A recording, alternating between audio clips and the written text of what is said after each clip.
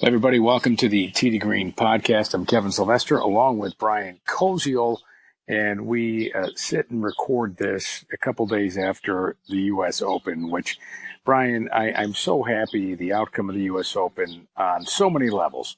Number one, I'm thrilled for Gary Woodland, and we'll get into this, but I just want to name the three things, the reasons why I'm thrilled.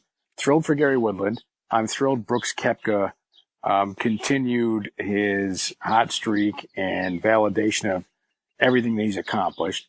And number three, I'm glad the golf course wasn't the story. So all those three things is why I was thrilled the outcome of the U.S. Open. Well said. Yeah, first of all, good job, the USGA, not becoming a story, as they have quite often in the last few years. The course set up at Shinnecock, of course, and, Phil Mickelson's antics and their response and all that. And then, of course, at Oakmont, Dustin Johnson is on his way to maybe an amazing story to win. And we don't know if he's going to get a stroke penalty or not, that story. And those are just some of the recent tournaments. So, yes, trying to mess up Pebble Beach or try to do something to that would have been just, I feel like maybe the final nail in the coffin for some of these people that are working for the USGA. But no, you're right. Totally great. No complaints at all in terms of the setup. Well, actually, there's one complaint. There's one complaint, Brian. Matthew Fitzpatrick complained it wasn't hard enough. Like, dude, are you kidding me? You complained it wasn't hard enough? Come on. All right. Sorry to interrupt, but I was stunned by that. Yeah, I mean, I don't even think he has much of a leg to stand on to sit here and complain about it. So, I mean, if it's not a marquee former major winner saying anything, and I think you can't say anything bad about Pebble Beach if you're a player. I mean, no matter even if you're right, it's going to come off bad for you. So it was smart for everybody to kind of compliment it as it was.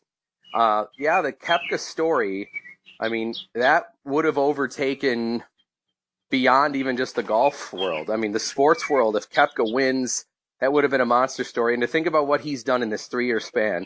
He beats everybody in the U.S. Open 2 years ago. He beats everybody in the Open last year. And then this year, he beats everybody but Gary Woodland. And, I mean, he had a significant margin even on the third-place competitors, too, 3 strokes. And Gary Woodland, though, just would not flap. Every time you thought, okay, maybe he comes back here, he didn't. Every time he had a mistake, he would make up for it with his outstanding short game. Where have we talked about this before? With Koepka. Gary Woodland, also known for a guy that can smash it and hit it a mile, but it was his short game that clearly won it. I mean, the putts, the chip-ins, the up and downs, just tremendous. And if Koepka wasn't going to win it, if we were going to have a first-time major winner, this was one of the best outcomes I think we could have had. So I'm happy that Woodland was able to get his title. Well, yeah, absolutely. I mean, nobody. I think we're done. If you root for someone to choke so someone else could win, you're just a bad person, right? In my opinion, right? I mean, and guys don't want to win that way. They want to make birdies to win. Any golfer will tell you that. I don't want to win because this guy missed a bunch of stuff. I want to win because I made those things. Now, they'll take the victory, but that's not how it works. It's interesting. I followed, and I wrote about this on tdgreen.golf for my weekly column, and, about following Woodland and Kapalua. And, I was there when he won in Phoenix in 2018. He beat Ches Reavie. Reavie was my golfer. Doug Bell, my colleague, had Gary Woodland in the playoff. And it was neat to see him win in the playoff, especially having gone through what he went through in the story of losing the baby and his son Jackson being premature and surviving. And just, it was a tragic yet great story, right? So it was a good story for Gary Woodland. And for that reason, he got to go to Kapalua. Playing great there, Brian. I mean, every day. And Kapalua, very hilly. And because it's kind of remote, I drove my own golf cart. And I would give Gary's parents rides up the hill, Dan and Linda. And and it got to the point where I just told him, I go, you don't have to ask, okay? Just if you want to ride, just hop in the cart. If you want to beat me to the cart, that's fine. No problem. Matter of fact, I let them drive the cart once, just go ahead and take it. I'll walk. Really, really nice people. I mean, they're from, the heartland of America, right? I mean, they're great people. So I was thrilled for them, thrilled for Gary. But at that tournament, Brian, on the final round, Woodland's playing with all the previous champions. He's got a 3-stroke lead. He shoots 5 under, 67. Brian, that wins 50 out of 60 weeks in the PGA Tour. They don't play 60 weeks. I'm just thinking of a number. That wins nearly every week, except for that one, because the group in front of him, Xander Schauffele, blitzed him, shot 62. Afterwards, it was, I just looked at, I had to interview him. I'm like, I don't want to interview him. I mean, the guy should have won the golf tournament, right? I mean, an anomaly happened where he lost. And just said to him, even before we started the interview, I don't even know what to say to you. I might even said it on the interview, I don't even know what to say to you, Gary. I feel terrible. You played great and lost. And he's like, yeah, that's golf. And, Xander's a good friend. And, I'll be mad at him for a second, but other than that, we'll move on. So I was happy to see him come through and win. And I think going through situations like that helped him win. And particularly what he did on 14 when his caddy Brendan Lowe said, let's go, let's be aggressive here. Like you've got to know when to go for it. And that was the spot. The only spot, frankly, they had left on the golf course to solidify the victory. And he pulled off one of the more memorable shots in U.S. Open history. Yeah, it was tremendous. I mean, to make that decision to go for it, and the fact that, he was mere feet from maybe having it go sour. It could have gone into the bank or had a bad lie in the bunker. Instead, it skips on and it goes back and he makes birdie and gave him the cushion that he really needed to play with down the stretch. Yeah, for all another sign, too, to know that this was, a good story.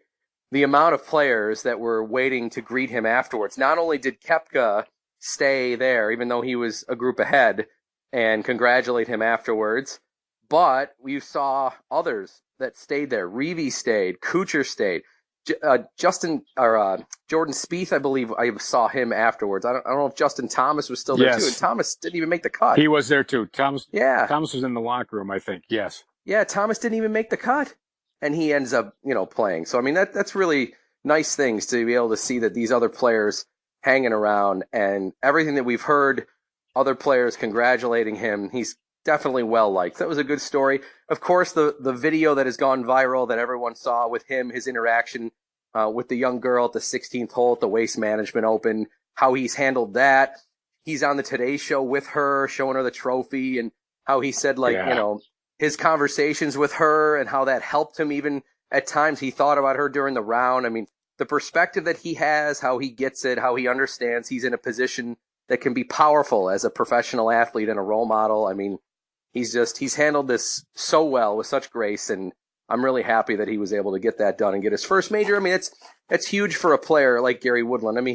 He could have a fine PGA Tour career and never win a major, and probably no one would ever think anything twice about it. But when you win a major, it really, really validates your career, and it really puts it, you're putting yourself kind of in a different class. And, for all intents and purposes, he's got the game to do it, and how he acts on and off the course. Now it seems like he's definitely deserving of having that title go next to him of major champion. Well, yeah, it's, that video, by the way, from the Phoenix Open, with Amy was really great. And my friend shot it actually, and he showed it to me before he posted it, before it got out there. And I was like, wow, that's awesome. That's just what an awesome deal. Powerful. Definitely. And yeah, powerful. And, players do that stuff, by the way, at every tournament. There was one, and this is not to minimize this by any means, because there's a real connection between those two, which is great. I remember seeing one at the Valspar. Paul Casey played with a kid who's colorblind, and they had special glasses that allows people to see color now. And he at the end of playing this hole, he goes, "Here, I got something for you. Try those on." He's like, "Oh, these are great. Oh my God." He goes, "Well, those are yours." And the kid's like in tears, the mom's in tears. They gave the kid glasses that he otherwise couldn't afford to see color. Just, some amazing things that the game of golf does. And then when it translates into somebody's legacy, that's incredible. Yeah, he's able to. Here's the other thing, Brian. People are like, where did Gary Woodland come from? He's ranked 25th in the world. He's won 3 times on the PGA Tour. This is not just, this isn't like when Steve Jones won, right, as a qualifier, coming out of completely nowhere to do so. This is a really good player who's won before on the PGA Tour. who's been there, and to do it on that stage at an iconic golf course puts a bigger stamp on him. And, there's going to be more. He's going to win again. There's no question. Whether he wins another major, that's to be determined because the field's so deep and so many guys are capable of doing it. Yeah, and look who he ended up beating out. He played with Justin Rose, who, I mean, is that about of a bulldog of a guy that you could go against that handles pressure situations well. And side note on Rose, his scrambling was just insane throughout, and finally just the law of averages caught up with him, I think, a little on Sunday with the fact that he just, at some point, just, you knew, okay, he can't just continue to just make putt after putt and up and down after up and down. But you're playing with Rose, and then you've got the hottest, the biggest badass in the world of golf right now, Brooks Koepka, chasing you down and making an early run. And he was able to withstand that. Even in the middle of the round when Woodland struggled, he figured out a way to come back. He played aggressive. Even the decision on the 17th hole, when maybe he didn't have to do it, he decides to play that chip from the collar and go over the huge hump on the green. I mean, he could have putted knowing, you know what, if I 3-putt, I still can go to 18 with a lead. Instead, he tried to hit a shot that maybe had a little bit more risk reward, and it almost went in. So, I mean, the fact that he did you hear beat him? out Did you hear Rose what he and said, Koepka. though? Yeah, no, you're right about that. But he had that shot earlier in the week. I think he had it on. He had the same shot Thursday or Friday. So Yes, he said he had one. That's right. Yeah. Right, which goes to show you nobody else knew that because nobody was following Gary Woodland, like on Thursday. The galleries were all following Koepka and other people, which actually happens often on the PGA Tour. So that was kind of cool. That we're all watching like, oh my God, he's got to chip this shot. How's he going to do this? And blah blah blah. And he had it early in the week. By the way, that green. 17 green, Brian. The 1 year that I worked the Pebble Beach Pro-Am, behind the green was all grandstands. It wasn't as exposed like it was for the U.S. Open. So I thought that was a cool little twist that they did for the U.S. Open. And players would walk behind the grandstands to go to the tee box. The tee box was up against grandstands. So I thought that was kind of neat how the USGA set that up for the U.S. Open differently than how it's set up for the AT&T Pebble Beach Pro-Am.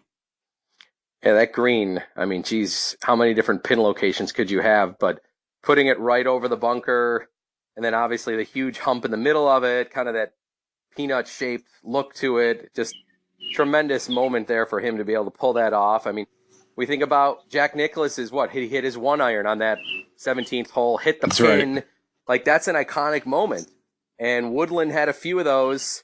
As you mentioned, the 14th hole, he goes for it, the par 5, the chip on 17. And then, even on 18, he didn't need to make it, but on the highlight reel years from now, we'll remember that cool putt going down for him to finish it off with a birdie, finish it in style. Yeah, I want to learn how to hit, 3-iron like he does off the tee. That little stinger, the driving Absolutely. Iron. That's pretty sweet that he's able to, that's like a go-to shot for him. To be able to hit that off the tee and hit it 260 yards, that's 270. That's great.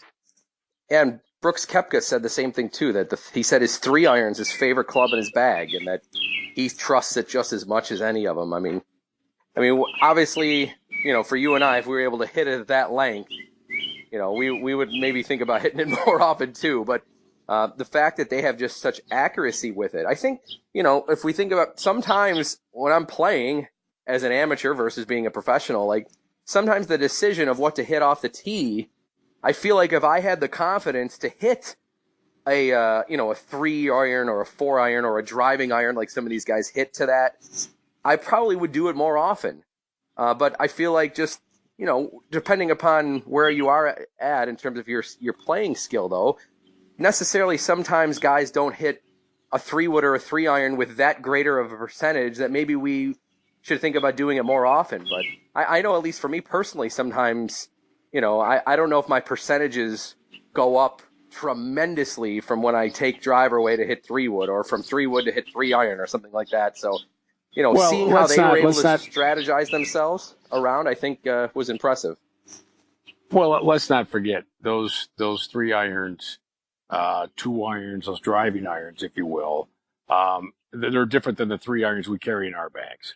Actually, I actually love my three iron that I hit. You've seen it in action. It'll Yep. kill. I love that three iron.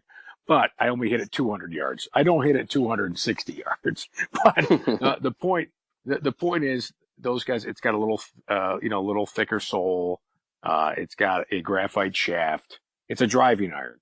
All right, so they're made a little differently than the ones you'd get in a set, and some don't even put three irons in sets anymore. So they're a little different than the norm than what we're used to, but it still is impressive how they're able to hit the golf balls. All right, so Brian, moving forward here, we've got one more major next month, the Open Championship, and then you've got the PGA Tour playoffs. The Open Championship, I don't see how Brooks Koepka is not a favorite in Royal Portrush, right? I mean, he's got to be the favorite going in. He's 2-1-2 in majors this year. Yeah, it's been a super impressive year for him to compound his previous 2 years of being impressive. I know McIlroy will be the headliner because it's going to Northern Ireland, but still Koepka has to be the favorite. And the fact that this course is one that maybe a lot of the European Tour players maybe don't have as much experience on as maybe some of the other ones in the normal rotation, that would probably favor the American golfers anyway, even more. So I think you're right. I think it has to be Koepka. I think maybe then McIlroy would be the next guy to talk about. We always think about DJ, and Tiger himself probably, I'm sure, at least will be in the odds makers in the top 5 favorites, but I don't necessarily know. He seems to just not be able to, over 4 rounds as of late, figure out a way to just be consistent off the tee, and it got him in trouble again. And then he'd have his good runs of 7 or 8 holes where he would look like, wow, Tiger is playing his A game, but then he just couldn't put it together for a full round. And now it looks like he's not going to play again until the British. All indications were afterwards that Tiger's not going to play again. So we won't see him. I thought maybe, we know there's a couple of new tournaments this year on the calendar, Kev, that are coming up here, and that he might sprinkle and get in on one of those, but it doesn't look like it. All indications afterwards with his press conference, it sounded like he's just going to play at home, as he said, practice and get ready, and then we'll see him in the British next month. Yeah, I think so. The tournaments leading up to it, I mean, you got the Travelers this week. You've got the Quicken Loans, and then the 3M Championship, and then the John Deere, and then you've got the Open. So, and some players play the Scottish Open prior to the Open Championship, but it makes sense. Tiger's, back is not where it was beginning of the year. He's even admitted that. But the cooler temperatures at Pebble Beach, I think affected some of that. He had the tape on there, and hey, he's got to maintain his new back, if you will. So, listen, it's remarkable that Tiger won the Masters and is a factor. It's just remarkable, period. And hopefully he's able to maintain being a factor, not only for the rest of this year, but for years to come. It's just incredible what he's done. But Koepka, to me, Koepka's a guy. Rory will be a factor because of how he drives the golf ball.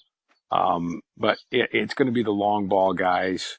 Justin Rose could be a factor if he straightens some things out for the Open Championship. I think it's going to be great. And if anybody's questioned this new schedule in the PGA Tour, I think what we've seen in the majors should put any questions to rest. It's been fantastic. I agree. The build-up with the one per month, it's been perfect, even for, Tiger, obviously a unique situation, but most of these guys now, they're not going to, most of the big names don't want to just go from one major to the next. They always want to have at least a tune-up tournament or something along those lines. So with the majors being a month apart, you're getting to see Koepka, DJ, Rory, Spieth, Justin Thomas, these guys play once or twice in between. So you're really not noticing these, the fact that there's these gaps of, there's a lot of tournaments here without big names playing. Not really. It's set up. The spacing now is perfect. And, I think it's great. I'm looking forward to seeing kind of how the playoffs play out in August for the first time, and probably with more eyeballs on the the final events in the Tour Championship because they won't have to go against the NFL like they normally do in September. Yeah, that's right. It's going to be great. All right, well, that's going to do it for this edition of the Tee to Green podcast.